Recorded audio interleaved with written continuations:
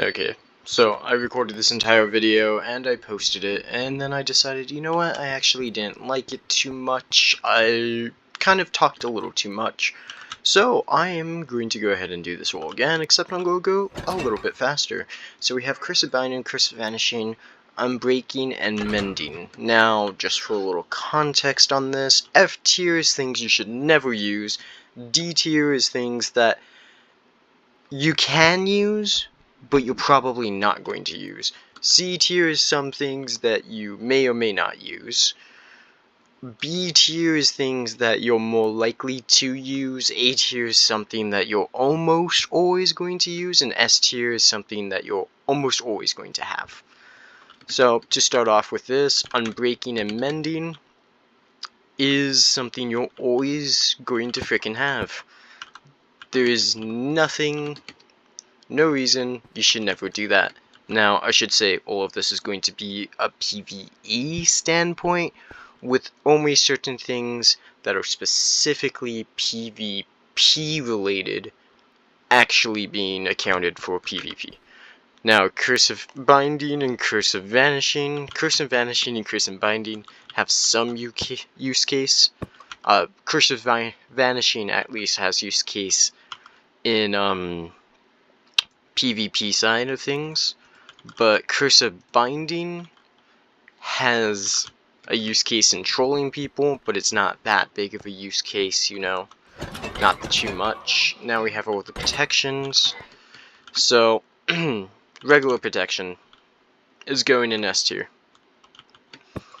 There is no reason you should not have regular protection. Fire protection, because of the nether, I feel like it's something you can use. Projectile protection, I feel like goes about on the same tier, and blast protection, probably C tier.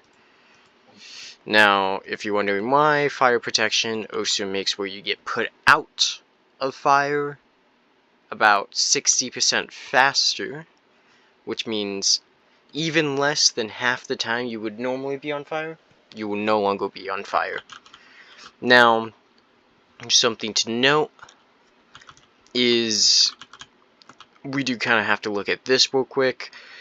With regular protection giving you 80% in every category, including magic, fall damage, fire, blast, projectile, and physical damage. But if you do something like you have fire protection in a category, you will lose out on all of this. You will take 60% less damage from everything else, but you will take 90% damage less from everything else, or in that one specific category, which does make it really useful if you know you're going to be taking a lot of that damage, such as in a raid, if you have projectile protection in a raid, because there's lots of pillagers and stuff, it will really help you out with taking less damage. Now, fire protection is especially useful just because fire-resistant potions are just kind of annoying to make. I guess if you make fire-resistant potions, technically fire protection is not useful, but at the same time, you don't have to keep re-upping it with potions and such. So, I believe it's in B tier. Now, they are mutually exclusive, and that's why I put blast protection in C tier, because blast protection, in my opinion, doesn't feel like it does much of anything sometimes. Now we're going to go ahead and do Thorns. Thorns, I think, is C tier. The reason why I think it's C tier is because it makes your armor take more damage, but it also allows your armor to do damage, but in certain applications, such as trying to do villagers, and you're trying to kill them with a zombie, you don't actually want that zombie to take damage. So sometimes having Thorns is just bad, and honestly, Thorns is super unnecessary in a lot of applications. Now, PvP is more where it gets into wanting Thorns, in which case that's why it is in C tier, because it's still not necessary in that. Now, Aqua Affinity and Respiration. I feel like these are solid A tiers. They're not ever necessary, especially with water breathing potions making respiration not necessary, and doors. making Aqua Affinity and Respiration not necessary enchantments to have. Swift Sneak, it's never a necessary enchantment. It's a treasure enchantment that cannot be bought from villagers, but it's also really, in my personal opinion, good for bridging in the end. I personally would put this in A tier. If I can get it, I'll put it on all my equipment. Source Speed, I think Source Speed is also A tier. Being a very good enchant, but also being a treasure enchant you can't buy from villagers, makes it really annoying. Now, Depth Shredder, I think, is probably going to be S tier. Just moving faster in water in general, really, really good. Feather Falling, there is literally no reason not to have this. Honestly, just having boots with just Feather Falling is probably better in most wards and most applications than having any other enchantment on a boot. Frostwalker, there's probably some applications with it. It is a treasure enchantment. I believe you can buy it from villagers though. However, it is kind of mediocre. That's all of those. Now let's move on to these. Okay, so we have Bane of Aethapod, Smite, and Sharpness. Sharpness is probably going to go into... My personal opinion is I think you should have Sharpness and Smite in the same category. Bane of Aethapods, probably going to be an F tier though. There is never a reason to use Bane of Aethapods. Main reason for that is the only creatures it does more damage to is Endermites, Silverfish, Bees, Cave Spiders, and Spiders. And pretty much only you're going to fight spiders, with cave spiders only being in mine shafts, Endermites only happening when you throw an Ender Pearl, Silverfish, basically the only time you see those little guys is in the end portal room, and if you break that spawner, you're probably never going to see them again. Bees, you almost never actually do fight, which just leaves spiders. And spiders are 2-shot to a sharpness sword. Even a non-sharpness sword, if you get a crit, they're 2-shot. And with the sharpness 5 axe, they're 1-shot if you get a critical on them. Which honestly just makes it kind of useless because also when its other little ability is to slow down the mob. But the thing is it 1-shots spiders, which means the slowdown is absolutely nothing. Now, I do want to go into a little side tangent. If they make it better by making it do more damage to Endermen, make it do more damage to Shulkers, yeah, you get the point, more damage to the Ender Dragon, then honestly I think it would be a much more usable enchant. Yes, Smite just does like additional 12 plus damage to any target you hit that is undead. That includes drowns, skeletons, zombies, and all of the variants, so bogs, strays, husks. You get the point. A lot of creatures. Also wither skeletons, and the biggest one, the wither. I did a calculation, and using a wooden sharpness 5 sword, without any crits, took 50 hits to kill the wither, with a smite 5 wooden sword, taking only like 23, I want to say. Then if you have an axe, a netherite axe with sharpness 5 and a netherite axe with smite 5, I believe the calculation was 10 hits from the smite 5 and 13 hits from the sharpness 5. In other words, smite really reduces the amount you need to hit the wither to be able to kill it, which is honestly really nice. Now, knockback, in my personal opinion, is probably down here. The only real things you want to knock back is creepers, but there's also things you don't want to knock back, such as skeletons, because knocking back skeletons just makes them more of a pain in the butt. Fire aspect, you see, getting cooked food is really nice, but then the problem is it also lights things on fire, which can cause like Endermen to teleport a bunch. It can cause zombies to light you on fire, and etc, etc. Sweeping Edge, I feel like, is not a necessary enchantment, as you can get away with having some fun, and I do mean fun, mob farms is what its use case is. Oh, I forgot to name it. Hold on. Sweep.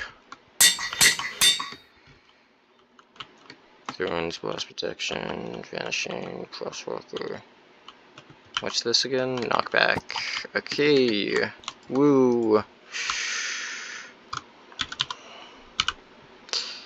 That is definitely not how you spell knockback. Knockback. Yeah. Okay, knockback goes here. Okay, I guess the last one without a name is just fire aspect, so congrats, you get to deal with that. Anyways, I feel like Sweeping Edge is not necessary unless you really have like a nice juicy mob farm, but even then it's not that necessary. So let's move on to the next trade in enchants. So loyalty and channeling are mutually exclusive with Riptide, and I did check, it's both of them. I mean, loyalty makes sense, but I thought maybe you could put channeling. Turns out you cannot put channeling. Riptide, in my personal opinion, assuming you already have a trident, is what we're going with. Impaling isn't very necessary, because most of the time you're not using a trident to actually do combat.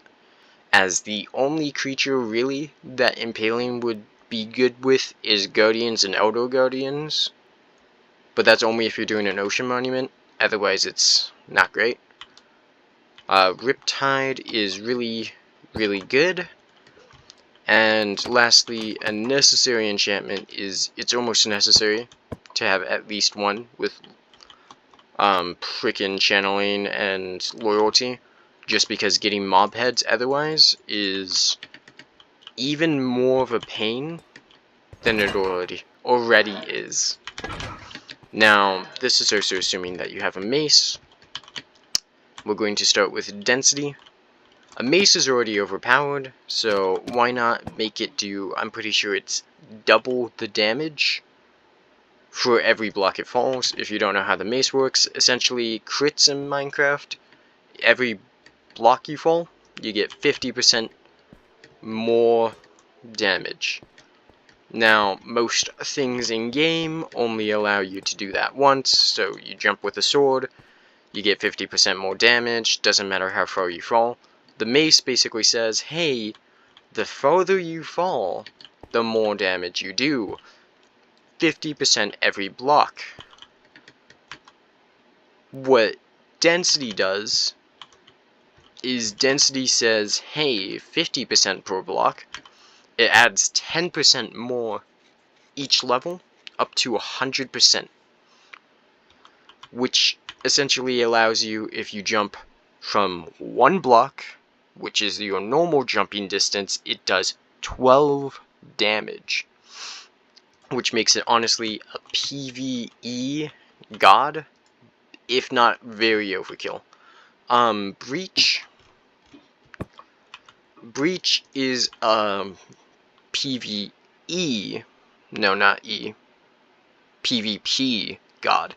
What Breach allows you to do is it basically bypasses somebody's armor, which the mace already doing crazy amounts of damage. Now imagine that it no longer has to deal with your pesky damage reduction anymore. And finally, Windburst. I don't know if there's any time there's an application for frickin' Windburst. Oh, an application where you wouldn't want Windburst. So, yeah, Windburst. Now, next we're going to have Power, Punch, Flame, and Infinity. So, Power, honestly, you should always have it on a bow. Always have Power on a bow. Punch, it depends on the application, but I'm going to put it into B tier. Infinity, I do want to put it into S tier, but shoot, that's not Infinity. But mending bows are something that some people like, in which case they are mutually exclusive, in which case Infinity will go into A tier, mainly just because it does not allow you to have tipped arrows be infinite, which makes it probably slightly worse than mending, as long as you just have arrows and you're fine with filling up your inventory with them. Flame. Flame is probably going to go into B tier, in my personal opinion is not as bad as Fire Aspect right here, just because it does allow you to have the range, which means hitting something like a zombie, they're less likely to catch you on fire. Now we have crossbows. Crossbows are much more PvP than they are PvE. Now piercing is probably the better enchantment, goes into A tier. I don't know who uses multi-shot. There's probably some sort of use case out there for it, but piercing's just probably better. If you are using tipped arrows because Infinity doesn't work, then you're definitely using a crossbow with piercing. Now, quick charge is honestly what makes crossbows actually worth using, as it gives you a faster attack speed than a bow does, which means more instant 2 damage arrows, which makes it really good. Also preloading and firework rockets. Silk Touch. Silk Touch is probably going to be a solid S tier. You should always have a pickaxe with Silk Touch. You should always have efficiency on everything. Everything. And fortune on everything. Now, Luck of the Sea and Lore. Luck of the Sea gives you treasure enchantments. If you do have a fishing rod, it's really, really useful. And I think, honestly, I would put Lore in B tier. Just because the fact that Lore does reduce the amount of treasure you get, with its bonus really being the fact that it gives you, why am I blanking on it? Oh, it gives you faster catch times. So I guess if you have ADHD like me, then, well, congrats. You get to catch more things, you'll just get less valuable things from your catches. Now, I think if you add them together, Luck of the Sea 3 and Lore 3, you do get more treasure than not having any enchantments, while also having faster catch times. But at the same time, I'm not sure if you get more total than just having Luck of the Sea. So I guess somebody can do the statistical analysis of that. Just to go through it again, breaking, mending, protection, depth strider, feather falling, lightning, loyalty, density, breach, wind burst, power, quick charge, silk touch, efficiency, fortune. I should also say this is channeling. Aqua efficiency is now in A tier, with respiration, swift sneak, soul speed, sharpness, smite, sweeping edge, Riptide 3, Infinity, Piercing, and Luck of the Sea. Now in B tier we have Fire Protection, Projectile Protection, Fire Aspect, Punch, Flame, and Lore. On C tier we have Blast Protection, Thorns, and Impaling. In D tier we have Vanishing, Binding, Frostwalker, Knockback, and Multi-Shot. And in F tier, the only F tier, is Bane of Aetherpods. And, well, that's going to do it. I hope you guys enjoyed watching.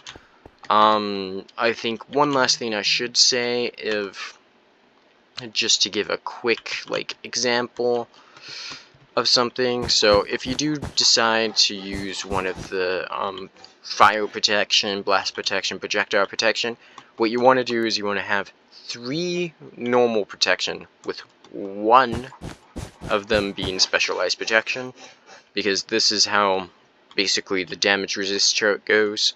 You will get 60% in everything instead of 80%, but you will get 90% in that one specific category, and also get whatever the thing's bonuses. For instance, fire protection giving you freaking, what does fire protection gives you? Burn time reduction. Yes. Blast protection gives you knockback from explosions, and projectile protection, I believe, has a chance of knocking projectiles away, and is also probably the most common out of the three, assuming you're not thinking of the nether, with blast protection and a PvE standpoint being probably one of the least common types of least common types of damage. Anyways, thank you all for watching, and don't forget to like, comment, and subscribe. Maybe you can tell me if you agree with this, if you disagree with this. Do you think my boy Bane of Aetherbods should get a buff? Because I think so. Anyways, have a good day all.